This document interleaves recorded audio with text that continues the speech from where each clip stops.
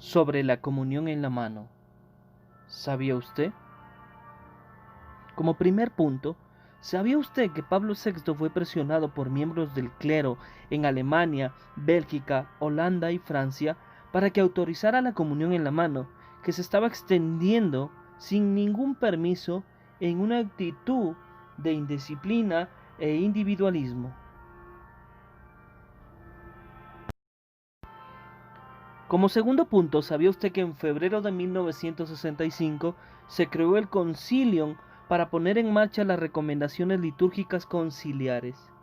Este organismo pidió al cardenal Alfring que Holanda conservase el modo tradicional de distribuir la comunión. Como tercer punto, ¿sabía usted que ante las continuas presiones, la Sagrada Congregación de Ritos concedió la nueva práctica en Alemania y a Bélgica, pero que, debido a las protestas por esta claudicación, el Papa suspendió la concesión?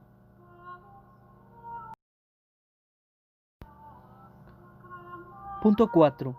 ¿Sabía usted que la decisión del Papa no logró cortar los abusos? Pablo VI creyó conveniente realizar una encuesta mundial entre el episcopado, a la que el 12 de marzo de 1969 habían contestado 2.136 obispos.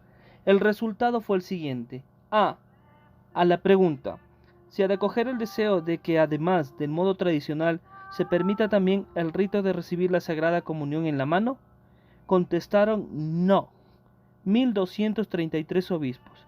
Sí, 567. Hubo dos supuestos más en la encuesta.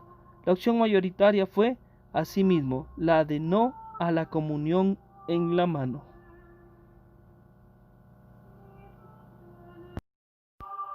Punto 5. ¿Se da cuenta usted de que se consultó a los obispos, escogidos por el Espíritu Santo para regir las iglesias?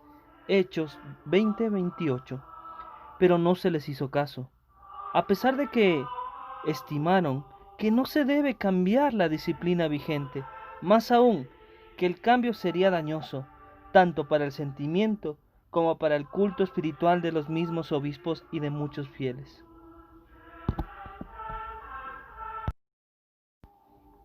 Punto 6.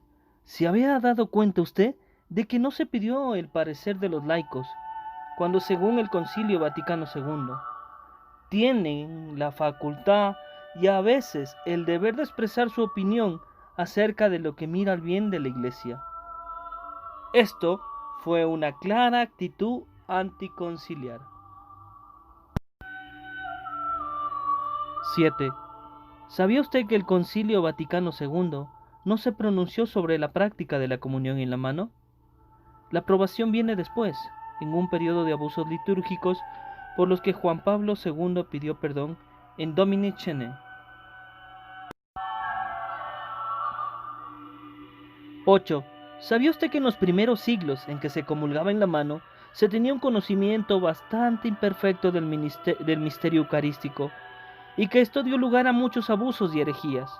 Por ejemplo, la de los arrianos, marcionitas, aerianos, antropomorfitas, artotiritas que ofrecían queso con el pan en la liturgia, acuarios que ofrecían solo agua en el cáliz, ofitas, catafrigas. Algunos daban la Eucaristía a los recién nacidos, otros la colocaban en la boca del muerto o sobre el ataúd, y a los que había que se llevaban también para su casa.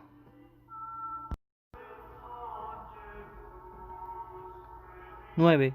¿Sabía usted que el Espíritu Santo perfecciona a la Iglesia con el paso del tiempo? Es algo que recoge el Concilio Vaticano II. Eligió Dios al pueblo de Israel, con quien estableció un pacto y a quien instruyó gradualmente, manifestándole a sí mismo sus divinos designios a través de su historia. El mismo Espíritu Santo perfecciona constantemente la fe por medio de sus dones. La comunión en la mano prendió sobre todo lejos de Roma, pero se imponía el hacerlo en la boca a medida que se profundizaba en la comprensión del misterio y crecía el sentido de indignación y de respeto. Imitando las normas de la antigua alianza, San Sixto I prohíbe que los laicos toquen los vasos sagrados y San Gregorio Niceno que toquen el altar. Pero si comulgan en la mano, caen en la incongruencia de dar más importancia al continente que al contenido. San Juan Crisóstomo advierte que el serafín que purifica los labios de Isaías con un carbón encendido, tomado del altar, lo hace mediante unas tenazas, mientras que los fieles reciben al Santísimo en la mano. Y advierte, la Eucaristía, es mucho más grande que la tocada por el serafín. Es otra incongruencia. Nosotros no somos más puros que los serafines. Y cuando San Cirilo explica que al comulgar se sitúa la mano izquierda como trono de la derecha, añade, cuida que ni siquiera un fragmento se pierda. Y si perdiese una mínima cantidad, considerarla como truncada de sus propios miembros. San Cirilo presiente los peligros de la Eucaristía en manos de los fieles.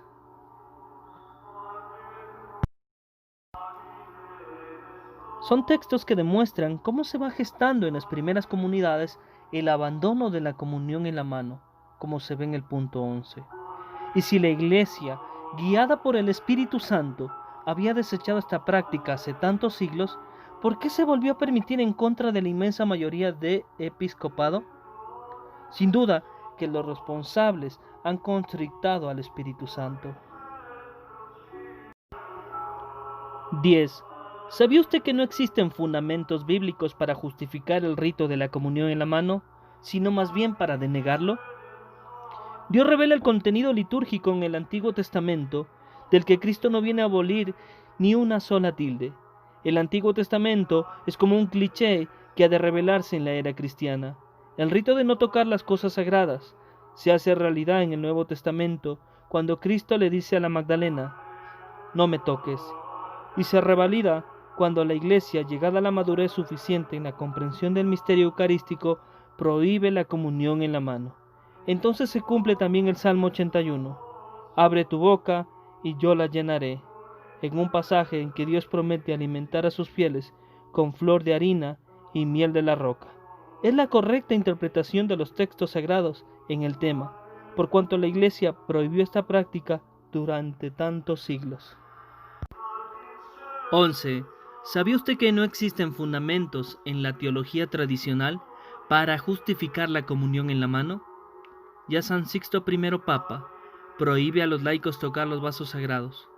Con mayor razón hubo de prohibir la comunión en la mano. En la época de San Justino, solo los diáconos dan la comunión a los fieles. Este uso es confirmado por la Didache y por San Ignacio de Antioquía. El Papa San Eustaquio, en su exhortación a los sacerdotes, decreta que nadie tenga la presunción de hacer llevar la comunión por un laico o una mujer a un enfermo. San Basilio, en carta del año 372, no permite la comunión en la mano, salvo en alguna situación extraordinaria, como en caso de persecución. San Jerónimo, secretario del Papa San Damaso, aplica la doctrina bíblica para descalificar la comunión en la mano. Si quienes habían estado con sus esposas no podían comer los panes de la propiciación, ¿cuánto menos podrá ser violado y tocado por ellos aquel pan que bajó del cielo? En el Sínodo de Roma del año 404, celebrado bajo el Papa Inocencio I, se impone el rito de la comunión en la lengua. El Papa San León I el Grande recuerda en su sermón que el Santísimo Sacramento es recibido en la lengua. El Papa San Agapito curó milagrosamente a un sordomudo, cuya lengua se soltó al darle de comulgar en la boca. El Papa San Gregorio el Grande daba la comunión en la lengua. En el Sínodo de Rouen, siguiendo la línea observada en Roma, se prohíbe comulgar en la mano y se amenaza a los sacerdotes que no cumplan estas disposiciones. En el Sexto Concilio Ecuménico de Constantinopla se prohíbe a los fieles que comulguen por sí mismos, y se amenaza con la excomunión a los que tengan la osadía de hacerlo. Santo Tomás de Aquino, el doctor angélico, nos dice: por reverencia a este sacramento, ninguna cosa entra en contacto con ella, la Eucaristía, a no ser de que esté consagrada, por lo cual se consagran no solamente el corporal, sino también el cáliz, y asimismo las manos del sacerdote, para tocar este sacramento, de donde se deduce que a ninguno otro le es lícito tocarlo. Por eso dice San Francisco de Asís, solo ellos, los sacerdotes, deben administrarlo, y no otros. Estas prohibiciones son mantenidas por el Concilio de Trento, de carácter dogmático. Ya San Agustín había advertido: sería una locura insolente el discutir qué se ha de hacer cuando toda la Iglesia Universal tiene una práctica establecida. El Doctor Supremo, el Papa Pío XII, 15 siglos más tarde, mantenía la misma postura.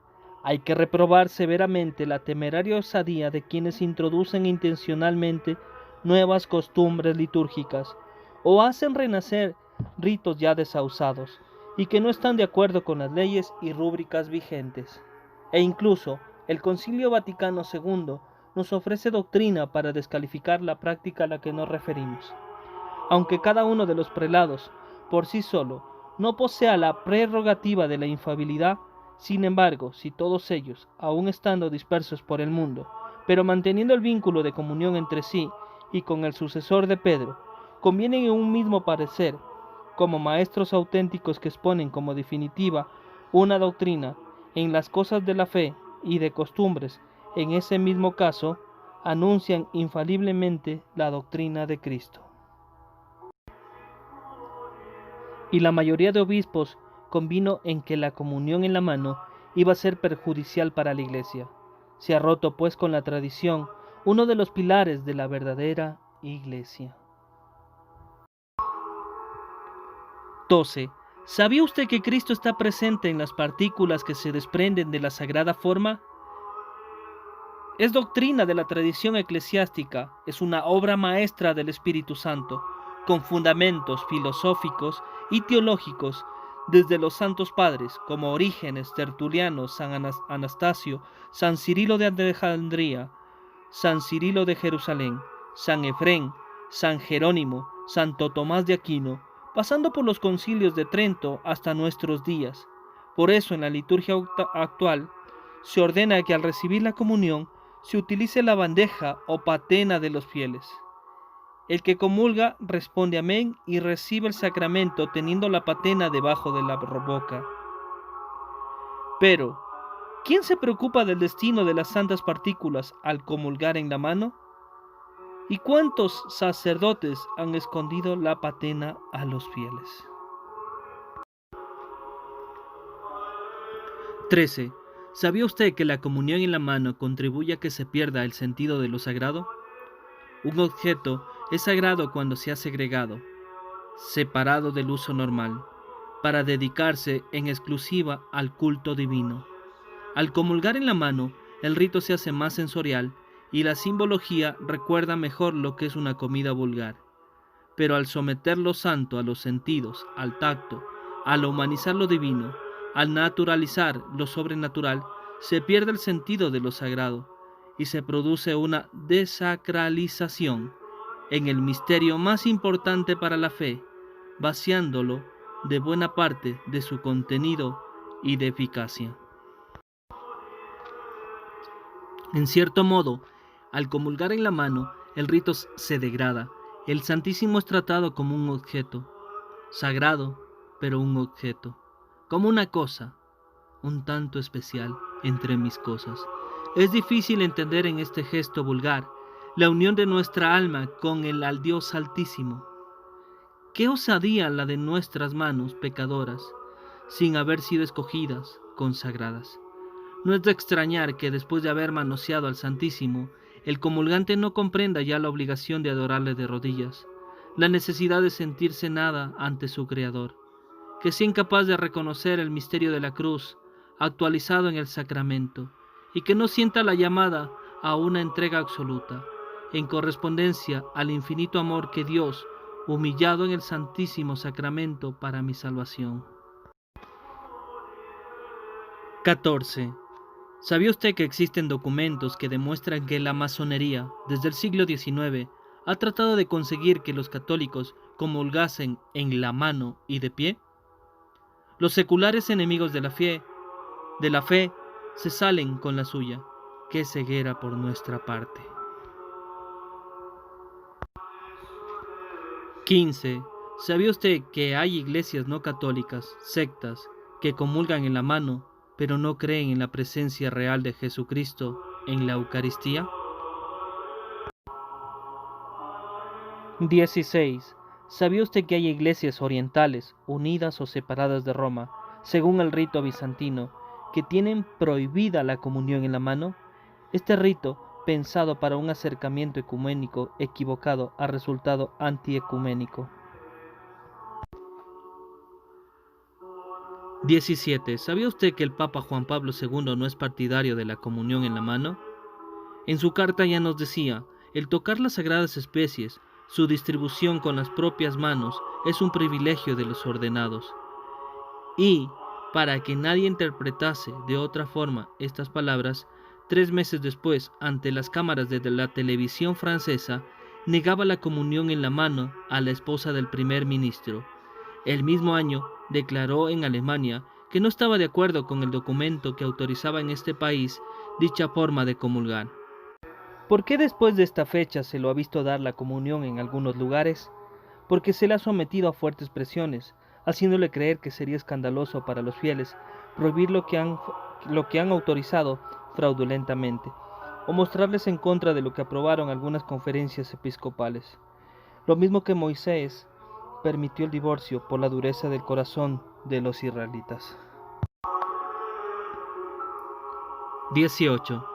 ¿Sabía usted que la Madre Teresa de Calcuta ha manifestado que el peor mal que se ha dado en el mundo es el rito de comulgar en la mano? Es lógico, se trata de un rito inadecuado, causa de profanación y desacralización.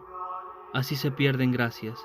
Si la gracia del Señor vale más que la vida, y la Eucaristía es la vida del mundo, el rito aludido es un mal de primera magnitud. 19. ¿Sabe usted que muchas de las apariciones del Señor o de la Virgen, extendidas por todo el mundo, nos hablan de que el cielo no acepta el rito de la comunión en la mano? No es un hecho aislado, sino es un fenómeno mundial. En países como Argentina, Australia, Austria, Bélgica, Ecuador, España, Estados Unidos, Guatemala, Italia, México, Polonia, se atribuyen al cielo revelaciones que descalifican esta forma de comulgar. 20. ¿Sabe usted que según se ha comprobado, y como se temía, la práctica en la comunión en la mano ha potenciado incalculablemente el número de profanaciones?